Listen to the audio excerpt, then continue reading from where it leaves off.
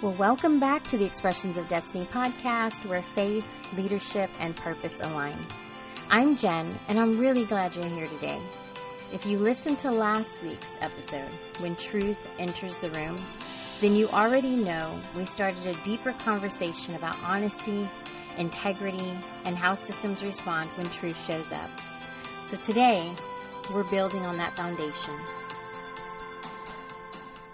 Because once truth enters the room, something else is quickly revealed. And that is the difference between feedback and fragility. And this distinction, it matters deeply because it matters for leaders, for teams, for families, churches, organizations, and even our personal relationships. So let me begin with this question. When someone brings truth, do we hear feedback or do we feel threatened? Feedback is information. Fragility is insecurity. And we're going to learn here that feedback and fragility, they are not the same thing. So let me repeat that again. Feedback is information. Fragility is insecurity. Feedback invites reflection. Fragility invites defense. Feedback says there's something here worth looking at. And fragility says this feels unsafe. Shut it down. And here's the hard truth we don't always want to face. Not all negative reactions to feedback are about the feedback itself. Sometimes the reaction is about a lack of emotional and spiritual maturity. So let's talk about something uncomfortable, but real. Why some leaders punish honesty. Some leaders will punish honesty not because it's wrong, but because it exposes something they haven't dealt with yet. When a leader hasn't done their inner work, when they haven't learned to separate their identity from their role, when their sense of worth is tied to being right, respected, or in control. I know those words probably sound very familiar there. Feedback feels personal, even when it isn't. And instead of curiosity, they respond with control. Punishment doesn't always look dramatic. Sometimes it can look like being labeled difficult, being excluded from conversations, being talked about instead of talked to, maybe being shut down quietly. How about being made to feel unsafe for speaking up? And this is very important to name, but punishment is not always loud. Sometimes it's subtle, but it's still damaging, and we need to remember that.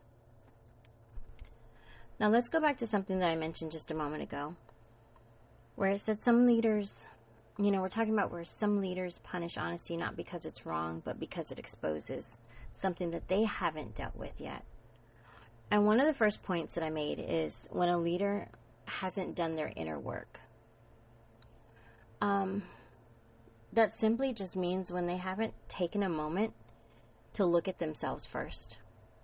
And that's not to say that the leader is always wrong or that there's always going to be a problem or an issue that is there that only we can see, and it's something that they're ignoring, or whatever the case may be, right? We can have all these scenarios, we can have all these ideas in our mind.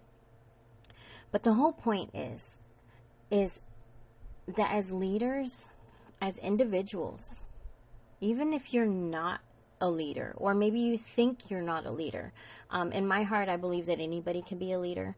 It's a matter of just learning how to treat people, learning how to train people, learning how to communicate, how to establish and build relationship. You can be a leader, like we talked about last week, even without holding a title. But the whole point is that as individuals, as our own person, we must always be willing to look at ourselves first.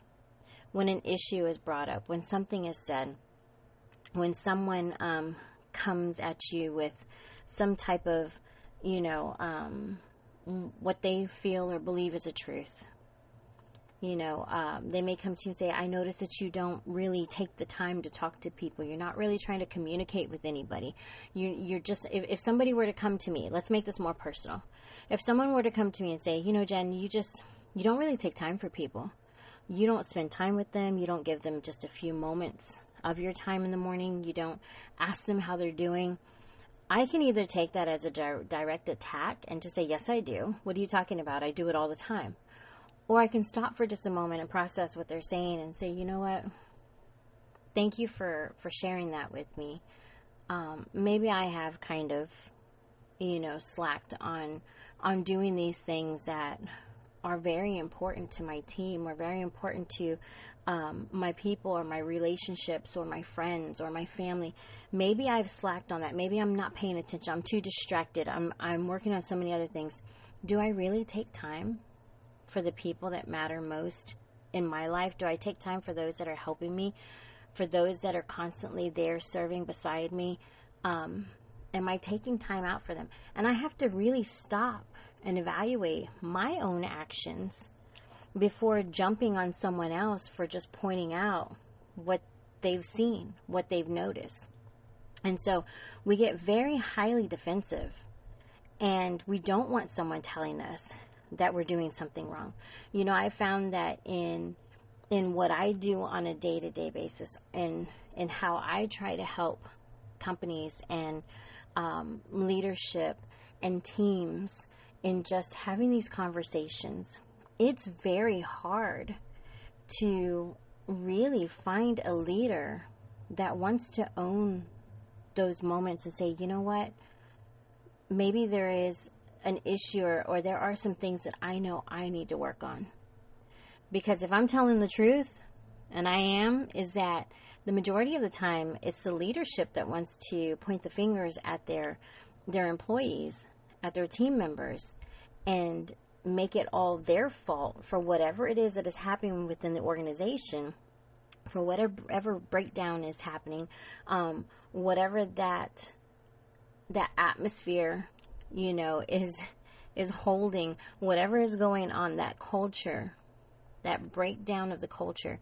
It's always something that there's a finger pointed from the leader, from the director, from the manager, the CEO, the business owner, whoever it is that is carrying that vision. They want to only fix the problems that are within their teams and their people, but they don't ever want to recognize anything personal, anything that they may be dealing with, anything that they may not even be paying attention to that could be part of the problem. And so it's very one-sided, and it's very hard to work with a team that doesn't want to hold responsibility on both ends. And so this is why we talk a lot about leadership, because it's very easy to point the fingers at our people. But as leaders, we have to stop and we have to take a really good look in the mirror and ask ourselves, is this true about me? Am I really not moving in the right direction on these things that are being shared with me? Am I really trying my best to fix this culture, to fix these problems, to work together and to understand one another? Am I doing my part? That's basically what it is. Taking a moment to stop and say, am I doing my part? Because I could be in the wrong too. And if that's the case, I want to fix my part as well so that we can all work together, so that we can all build something greater and bigger and stronger. And until that happens, when it comes to this point where a leader doesn't want to do their inner work, they don't want to do anything else except for know that they are absolutely right, they are respected, and they are in control. We have to release that sometimes. And we have to be willing to meet our people in the middle and to really have a conversation about this and not get defensive. And here's where we back up to those other points that were being made, where sometimes as leaders, we may not realize that we are punishing our people for just being honest with us. Going back to some of these points, being labeled as difficult. If you ask too many questions, They're going to come at you and want to know why. If you're being excluded from conversations, it's because someone feels that you don't align with them, that you are not going to agree with them on everything. And we talked about this last week. We don't always have to have everybody agree with us. Being talked about instead of talked to, or being shut down quietly. Have you ever been in these situations where you're walking up and into something, a conversation, a group of people, and it immediately gets silent, or people start to walk away, or a meeting is called and you're not called in to be a part of that meeting, or maybe the conversation changes and you can tell that it has immediately changed because it's over dramatic. The voices get louder. There's no longer any more whispering. You know that a conversation has shifted, that they did not want you to hear. And so these are these things that leaders don't understand. They don't realize you think that you're discluding someone and that they are naive or don't catch on to that. They don't understand that they do. They really do. Because individuals can feel when they are being pushed out of that team atmosphere, that feeling of togetherness. They can feel the separation happening. And you are the very one that is creating that separation. This may be really hard to understand. It may be hard to process, to take in, to accept, and to receive. But that's okay.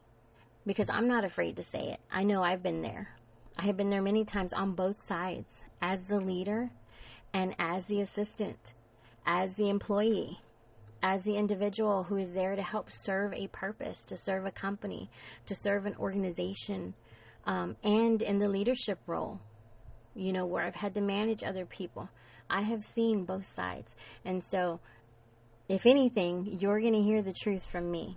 And it is our job to stop and to take a good look at ourselves. And so let's just keep going here, because I know it may be tough to hear sometimes, but it's okay.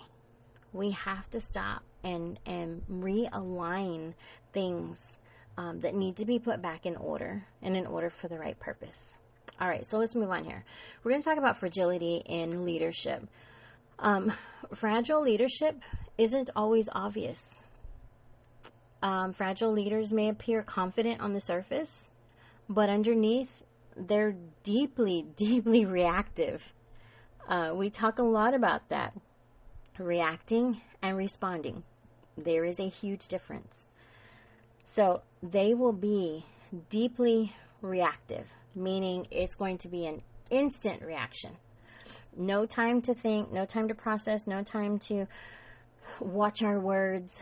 Be careful with what we say. Hold back on certain things. Think a little bit about it before we speak.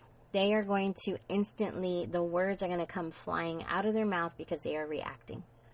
Deeply reacting. Fragility will show up when questions feel like attacks. You probably have been there. You probably have experienced this. Nobody wants to feel like they're being questioned about anything. But that's when it's going to show up. That's when you'll know that leader is fragile. When questions feel like attacks. Another one is clarification feels like disrespect. Disagreement feels like disloyalty. Have you ever been there? You disagree with something and immediately it's from the other side and from the leadership, it's then you're not loyal to what we're doing here, what we're trying to build, trying to grow. No, they just disagreed with you on something.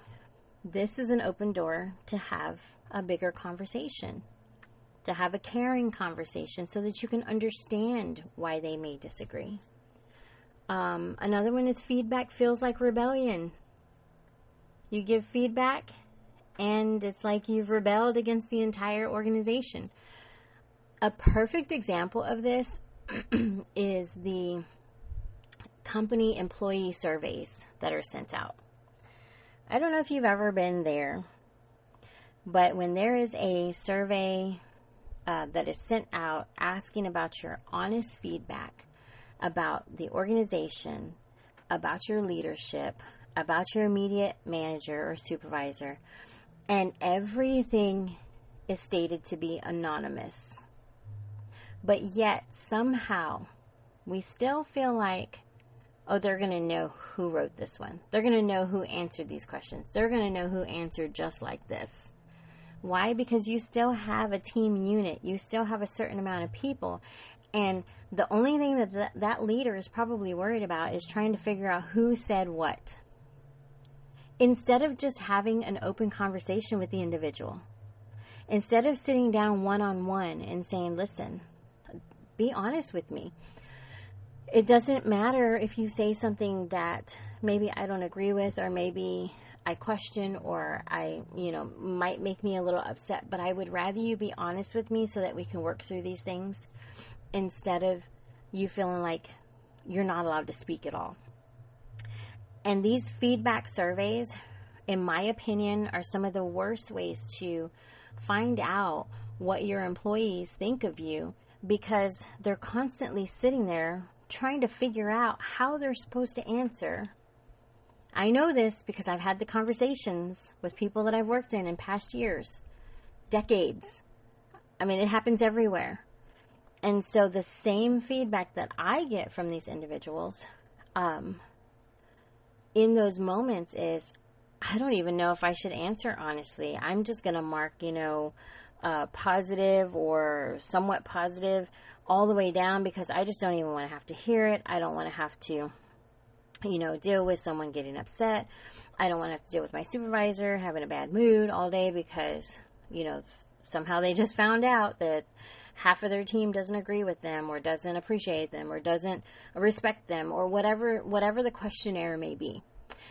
And so you have this moment of feeling like, if I don't give the right feedback, not the honest feedback, but if I don't answer the way that I feel is going to be peaceful, then whatever I say is going to be like a rebellion. Like, I just don't care about this company or even being here. And that needs to change. It really does need to change. Because are we always going to be 100% happy with the places that we are employed? Are we always going to have a 100% plus day? Are we always going to agree with our leadership, or our leadership agree with us? Are we always going to have these moments of, this is the best place that I have ever been, and I hope I never get to leave? No. If you're being real, probably even 50% of the time, you may feel miserable. You may feel out of place. You may feel like this wasn't, what you always wanted. And then the next day may come and it may be like the best job you've ever had, because of a moment that you experienced where you were actually operating in the purpose and the mission of that organization. And so we look at these things and we have to remember that life is real. We go through things inside of our work and outside of our work.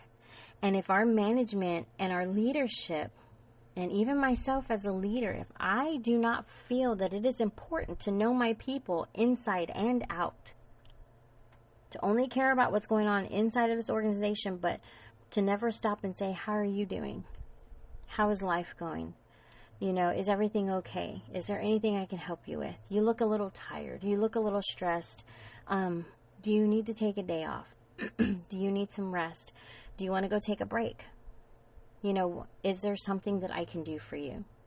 That is when our employees and our team members really feel loved and appreciated, and they're more than willing to do the work and actually enjoy doing the work. So let's jump back in this. I kind of went really deep on that feedback feels like rebellion, but it's just one of those things where we don't realize we're asking for feedback, but we really don't want to hear it. And that should not be the case. Fragility needs compliance to feel secure. Okay, we're talking about leaders here again. Fragile leaders. They need compliance to feel secure. They want to make sure that you are going to comply with everything. Don't get off step. Don't go to the right or the left. I need you to comply with everything so that I can feel secure in my position and what it is that I am depending on you to do. And the problem with fragile leadership is this. It creates cultures where people stop telling the truth. Not because they don't care, but because they don't feel safe. I need you to hear that. It's not because they don't care, but it's because they don't feel safe. So let's kind of shift the lens here a little bit, okay?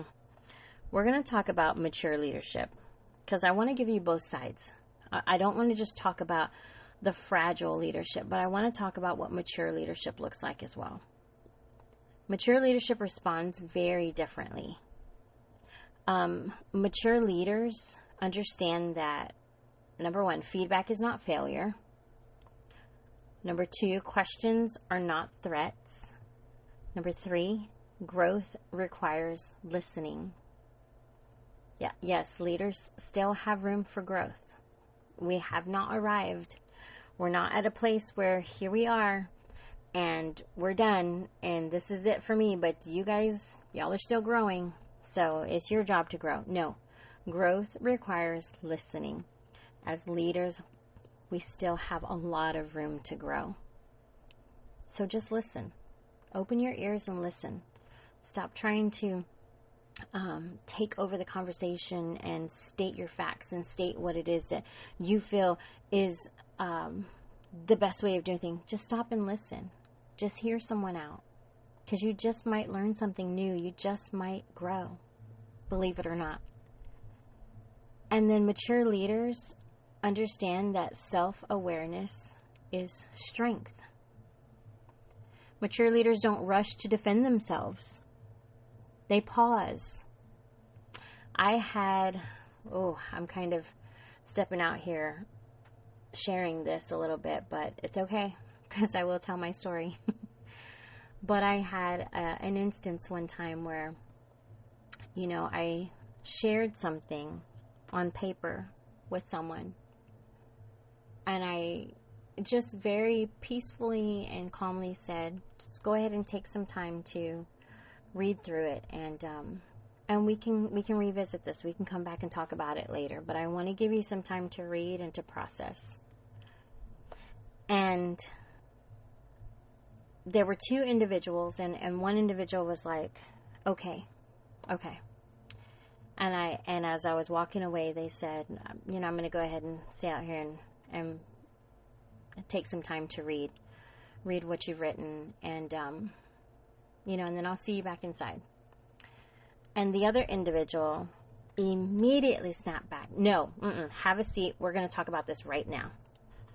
And I could already feel the rush of this, defense. This wall went up. It was, no, I'm going to say exactly what I need to say right now. That is the worst place to put yourself. Anybody and everybody should stop for a moment and to take time to pause before ever speaking out of frustration, hurt, anger, whatever it is that you may be going through, whatever it is that you may be feeling, whatever is rising up inside of you. The best thing is to always stop and pause. Just pause for a moment. And that gives you an opportunity to really process and take in everything that is being said. I was more than willing to come back and talk. I was more than willing to share more from my heart of what I was feeling in that moment. But that opportunity was not given to me. And so that scenario did not play out well. Again, I'm going to say mature leaders, they don't rush to defend themselves. They pause. And that's all I'm going to say about that. They ask. They'll ask questions. They may ask something like, help me to understand. They might say something like, what are you seeing that I might be missing? Another question might be, is there something here that I need to reflect on? Again, that's going back as a leader and saying, let me take time to look at myself. Let me stop before I get defensive. Let me stop and just look at myself and evaluate. Guess what? If you come out of that evaluation saying, no, that's not me, then that's fine. But I respect more that you took a moment to look at yourself first. And if that's what you truly believe about yourself, and you don't agree with what has been said, then that's okay. But you at least took a moment to look at yourself first before getting defensive. It's a very, very hard topic to talk about. It's very hard to process sometimes because we don't like having to look at ourselves. But I want to say this. Curiosity is not weakness.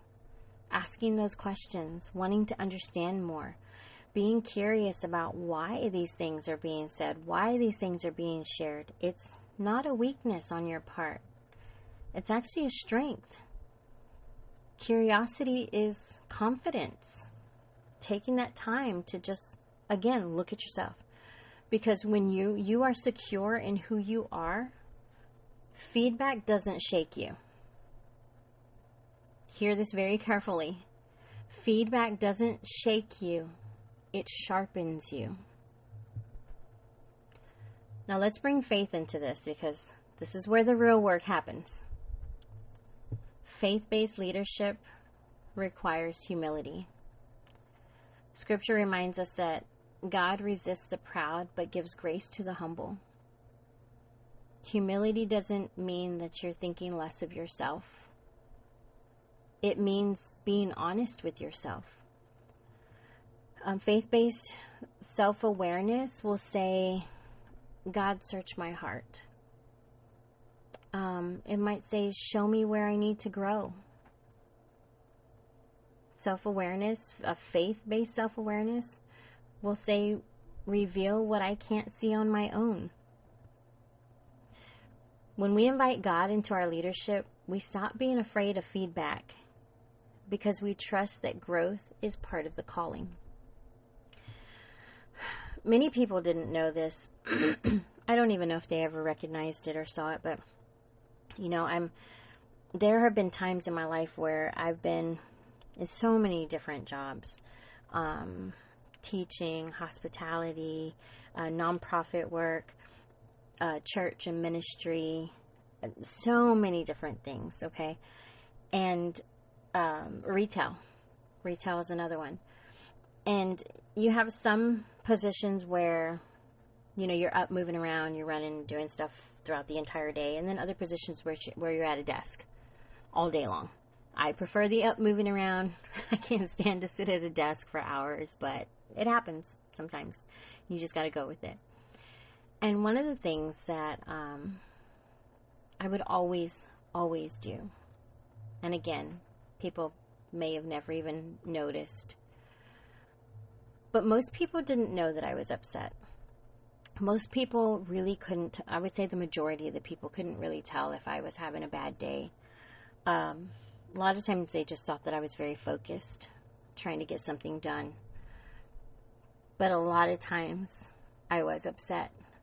I could feel my blood boiling when I would hear about something, when I would see someone being mistreated or talked to in a very negative way, a coworker being belittled, or if something was said to me, something was said about me, I was asked to do something that, is outside of my scope, knowing that normally I wouldn't mind doing it, but I was already being given another task that was a priority. Just so many different things. We just experience these moments throughout the day. And, my blood would be boiling sometimes, and I could feel it because my face would get so hot. But the one thing that I would do every single time is I would sit down at my desk and I would just kind of tilt my head for a moment It's that moment of humility, right? That moment of peace where I could just sit for a moment and under my breath say, Lord, help me. Father, help me to be the person that you've created me to be. Give me patience. Give me peace.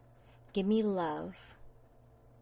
Help me, Father, to respond in the right way, not to react. And if there's nothing for me to say, that I would sit here knowing that I don't have to say anything, but I can just continue to love that person, love that individual, love those people, whatever it was, love the situation, the scenario, whatever it was. Lord, just give me peace and patience, because I want to be the example of your love to everybody that is in this place. And that's all it took. I would sit there and just for a moment stop and say, Lord, help me. Not, oh, Father, please change their heart. And oh my goodness, do something to teach them a lesson. Never. Because it is not for us to look at the other individual and to begin to pray that God change their heart and God change the situation and God, show them that they're wrong. That is not our place. Our place and our position is to stop and to ask the Father to help us. Help me, Lord. Help me to be a better person. Help me just to love them. And that's all I had to do. That was it. That was it. So when we invite God into our leadership, we stop being afraid of feedback or these moments or these situations, because we trust that growth is part of our calling. Again, we simply say, God, search my heart. Show me where I need to grow. Reveal what I can't see on my own. So here's a question for reflection. And let me ask you something, and I want you to sit with this honestly. Just take a moment, even after you've listened to this episode, or you've re-listened to it, or whatever it is that you're doing. But just take a moment and just think about this honestly. When someone gives you feedback, do you get curious or defensive? Do you pause or do you react? Do you listen to them or do you try to explain everything? And do you reflect or do you try to protect? And here's an even deeper question. Are you leading from security or from fragility?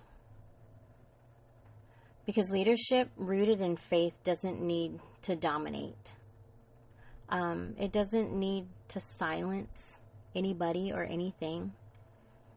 And it doesn't need to punish honesty.